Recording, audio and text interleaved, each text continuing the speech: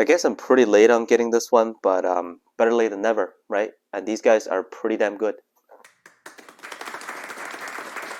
Hi there and welcome back to another video. And today we're taking a look at a pair of basketball shoes that can potentially make the top performance list in a few categories actually, and that is the Jordan Zoom Separate.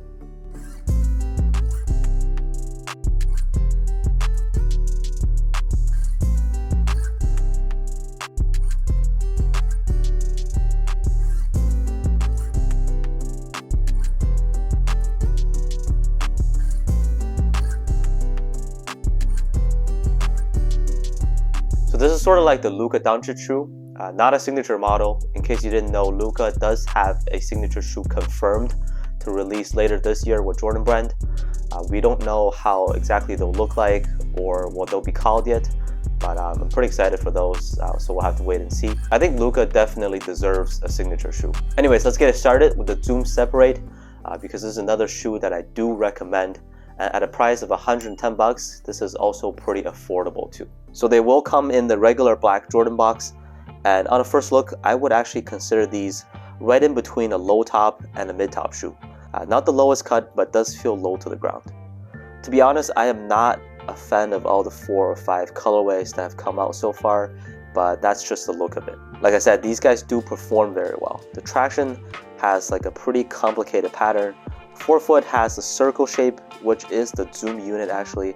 In the midfoot area, there is a small plate with the Jumpman logo, and this pattern works very well actually, which we'll get into later. It does say Jordan brand performance on the medial side, and the midsole is pretty thick. This dual density foam feels a little cheap when you touch it honestly, but it does feel very comfortable when you throw them on. The material is average, I would say. It's got a mesh toe area to provide breathability. And overall, from the shape of it, you can probably tell that these are wide foot friendly.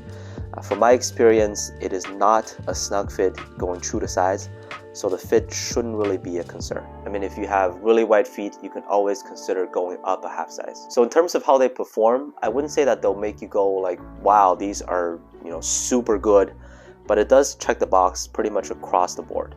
Cushioning is nice. They have a decent core feel with pretty good lockdown on your feet. And from my experience, they took very minimal break-in time. The forefoot Zoom unit, you can't really feel that much of it, but the heels compress pretty well, as you can see here. Generally, they feel really soft. They do remind me of the peak Lou Williams underground shoe, which had a crazy good cushioning setup. The traction is definitely one of the highlights of this shoe. They give you a really good stop in all types of movement, pretty squeaky too, and they would for sure make my list for the best traction. I could really add these in there. They do pick up dust, but it is not hard to wipe off. For breathability, because of the mesh material, they are okay if you play in them for an extended time. I think most modern day performance models are pretty similar nowadays anyways. In terms of weight, they are on the lighter side, and for the fit, going true to size is good. And that's all for this video on the Jordan Zoom Separate. Personally, I just don't really like how they look, but that might not be the case for you, and please let me know how you think about them down in the comments. Also, let me know if you'd like to see more of those top lists for each category. We did traction, cushioning, the fit for wide feet, but there's definitely still more that we can talk about. I do have some brand new releases that are on the way, so please stay tuned for those as well. Thank you so much for watching, and I'll see you on the next one.